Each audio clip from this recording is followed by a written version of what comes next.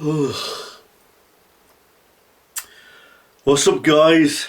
It's Adam here, aka Anti-Cena Guy, coming at you with another review. This time for WWE Elimination Chamber 2018, requested by what the fuck's his name? Electro Tribal 44. First of all, thanks for sending your request in, homie. What can I say about this pay-per-view? It was one that you requested. We're going back to the fucking PG era, where if it was PG right down to the fucking core. We had superstars we didn't give a shit about. It was when Roman Reigns was at the top of his peak of being the big dog, as the Miz would call, not the Miz, Michael Cole would call him. Hey, I like Roman Reigns now, that's the tribal chief and all that kind of shit, because he's like better well presented, you know, he's being used right. Fans love him now, fans can't get enough of this guy. But back to here when he was like the big dog, he was like shoved down our throats, pushed to major heights, and everyone fucking hated him, you know, and that's exactly what they did to him tonight on this fucking pay-per-view. I mean, I know this pay-per-view is like years old. I mean, we're talking about Elimination Chamber 2018, which is like 5 years old, and obviously I know it's old news, but I like to go back and watch the pay-per-views where I feel like I'm watching them for the first time. I like to write down my predictions, and I like to get into the feel of watching some good wrestling. But the problem I have with Elimination Chamber is the same reason why I have so many problems with all the gimmick pay-per-views, like Money in the Bank, Hell in a Cell. They should only be used for special occasions, you know, once every 3 or 4 years, to keep them special. You know what I mean? When we get them every year, we're like, okay, we're going to get it next year, we're going to get it this year.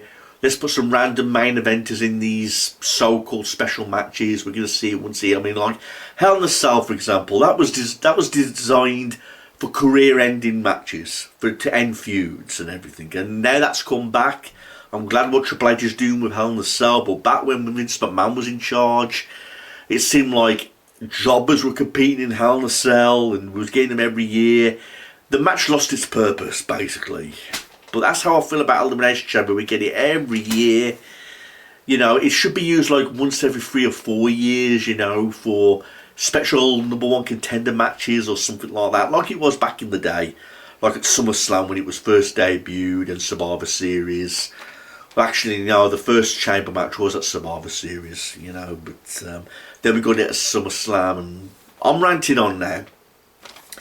But like I say, I put down fucking my predictions for these pay-per-views, and I'm not usually good at making well-predicted, you know, predictions. But I got pretty much every prediction to this match card right. I mean, I looked at the match card, and I said to myself, oh, I'll write down who I think is going to win. That way I'll enjoy it better. Hopefully I'll get some hype. But believe me, that was not happening during the PG era. You know what I mean? We didn't give a fucking shit about who won, who lost, what was in store for us. The matches felt plain, you know, and it was just like fucking garbage. I mean, the problem with this pay-per-view is it was too predictable, man. I got all my predictions right. The first match, for example, Alexa Bliss defeated Sasha Banks, Bayley, Mickie James, Sonya and Mandy Rose to retain her Women's Raw title. Again, the match wasn't atrocious, but you just knew Alexa Bliss was going to win. You know, she walks in as the champ. She was going to main event WrestleMania that year with the women's title. I mean, did you really think that someone like Mandy Rose or Sonya Deville or Mickie James was going to actually beat Alexa Bliss in the chamber and that was going to walk into Mania as the champion? I don't fucking think so. I mean, I've got nothing against Mickie James. I like Mickie James. I like Sonya. I like Mandy Rose. I like Bayley. I love Sasha. I like Alexa. But the problem is it was too much of a predictable match. When I saw Alexa Bliss coming down with the title, and I was like, she's going to win, you know. And when you get so much prediction right, and so you get so much prediction inside of you that you know who's going to win, where's the excitement? No fucking excitement. And again, it wasn't an atrocious Elimination Chamber match. I was nothing wrong with the match itself. It was just too predictable. You knew Alexa Bliss was going to win. And so that was the opening to the night, the Raw Women's Elimination Chamber match. Again, fine match, but you just knew the predictability was going to be Alexa Bliss winning. You know, I've got no problem with her winning, but I like Alexa Bliss. She's got a nice ass and everything, but come on. Same with the second match. Cesaro and Sheamus defeated the Titans worldwide. Again, I put Sheamus and Cesaro going to win, mainly because they're more of a main eventers than Titans worldwide. Again, this was like a PG tag team. I remember Cesaro and Sheamus teaming up in the PG era, and they was winning the tag team titles on numerous occasions. You know, Sheamus had that weird mohawk, and Cesaro had his ways with that swing. And I don't know about you, but the swing just gave me motion sickness every time I fucking looked at it. He did the same thing again and again and again. The swing. Woo! You know, and you're watching this week in and week out, and he was doing it again at the pay-per-view, and you're thinking to yourself, God, when's this shit going to end? You know, is it really that entertaining? You know, the swing, you know, fuck off. But like I say, this match, it was, I don't know, again, too predictable. I got my predictions right about this team again with Cesaro and Sheamus winning. Okay.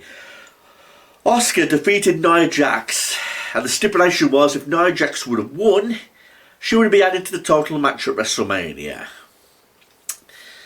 Again, I'd rather watch Asuka in the ring than Nia Jax any day. I mean, you can just even tell when you watch this match that Asuka is the better athlete. You know what I mean? I get no excitement for Nia Jax whatsoever. Even in today's era, the Triple H era, she's the reigning champion currently. And I get zero excitement when I watch her wrestle. I mean, they're trying to make out believe that she's this huge monster. In my opinion, Karma was like more of a convincing monster. You know, with her facial expressions and the way she dominated people.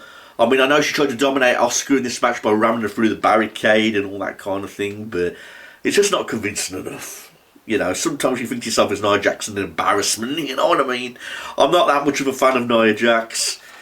And like I say, I predict Asuka was going to win anyway because she was the better athlete, and she proved that in this match when you watched them both wrestle. So yeah, I've got 3 predictions right in a row so far. And believe it or not, I got this prediction wrong, but it's the only prediction I got wrong. You know, Matt Hardy defeating Bray Wyatt. And I always put down in my predictions that Bray Wyatt's going to win. I know he didn't win every single match, but I always put down that Bray Wyatt wins because I was a massive fan of Bray Wyatt. At least he had a gimmick. At least he had something cool about him. You know, I mean, he had like this horror gimmick about himself. And that's why Bray Wyatt was my favourite star in the PG era. Because he was the only star with a gimmick, with kayfabe, and that's why I loved him so much. And I said to myself, yeah, go on, mate, Bray Wyatt beat Matt Hardy, what's the big fucking deal? But no, for some reason Matt Hardy won this match. And I think to myself, okay, why? Why give the victory to Matt Hardy? Is it such a big deal there that Matt Hardy must get a victory over Bray Wyatt? More than likely not. And for the main event, Roman Reigns defeated Braun Strowman, Seth Rollins, Finn Balor, John Cena, Elias and The Miz to become the #1 contender at WrestleMania. And that's basically your pay-per-view. Like I say, I like Roman Reigns now as the tribal chief. You know, he's got like this cool character, and you can like the guy, whether he's a babyface or a heel. But back then he was a babyface, he was the big dog, you know, and everyone fucking hated him. I remember when Reigns was like this big breakthrough star, everyone hated him, everyone even wished death threats on him when he defeated The Undertaker at WrestleMania, you know. And when you look at that version of Roman Reigns compared to who he is now, you can basically see the difference, just the way he talks, the way he presents himself, the way he does his mic work. And again, I knew Roman was going to win. I mean, can you clearly say that somebody like The Miz or Elias was going to headline WrestleMania that year? No, so you can scratch them guys off your list, The Miz and Elias. So would Braun Strowman do it? Possibility. Because he like eliminated most of the people, but then he loses with a spear. You know, simple as that. Would Finn Balor or John Cena headline WrestleMania is a possibility. I mean, I'll put my money over Cena over than Finn Balor winning. You know what I mean? So really, I was going to put down who did they win now? Was it going to be John Cena or was it going to be fucking Roman Reigns? But I'm going to put Roman Reigns because Cena's had his time and now it's Roman Reigns' turn. You know what I mean? The match itself was okay, but we got elimination after elimination with Braun Strowman, which is usually the case. They did exactly the same with Goldberg at SummerSlam. You know, when they had the chamber match for the world title. You know, Goldberg spearing the fuck out of everybody, but it was just down to him and Triple H at the end. And then he gets beat. You know what I mean? At least when Goldberg got beat down, he got beat with a sledgehammer. There was blood, there was goriness and some greatness about it. But here in this, it was a simple spear and it was finished. You know what I mean? So, I knew Roman Reigns was going to win. Only one prediction wrong, and that was Matt Hardy gained the victory over Bray Wyatt. But big fucking deal. This was like a too predictable much of an Elimination Chamber pay-per-view. So much throwaway and time wasting. So I'm glad this shit's over. I mean, again, thanks for sending that request in, but you can almost guarantee any matches are going to be like this in the PG era. At least Raw, and at least the pay-per-views are now more exciting. I admit I've enjoyed Triple H's era. It will never be as good as the Attitude Era or the Ruthless Aggression Era. But you just know you're going to get something this time. At least it's not too predictable. At least it's not too throwaway. With Triple H in charge, things are much better. They're not even better than the Attitude or the Ruthless Aggression Era. Or even the Golden Era, in my opinion. I love those eras. But when you compare this wrestling to the wrestling today, you can see a major difference. Everyone loves Roman Reigns now, whether he's the good guy or the bad guy. You know, and can you imagine how much praise he'd get if he won a chamber match in nowadays? It would be through the fucking roof. You know, so that's just the way it is, everybody. But thank God that was over. It was a bore fest. It was too predictable. And when you know that something's too predictable and you know what's going to happen, the excitement is just not there.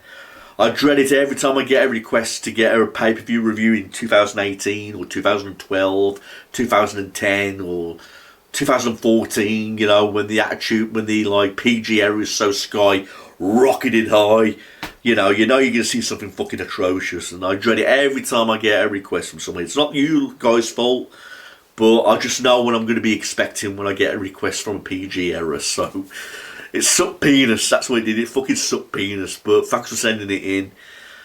I should say to some extent I'm so glad that I watched it to some extent, but again, got every prediction right apart from Matt Hardy and Bray Wyatt, but it is what it is. So if you guys got any requests or anything you want to say, please leave them in the comment section below, and hopefully we can get started reviewing some good pay-per-views again. It can be any pay-per-view, it doesn't matter, as long as it's available in the network or I've got it available on DVD or Blu-ray over there on my shelf. So send them in, guys. Let's get some good reviewing on wrestling again, but thank God that shit's over. Hopefully we can get to do some reviews, something good now. Too predictable. Chamber 2018. Too predictable. Thanks everyone. Peace out.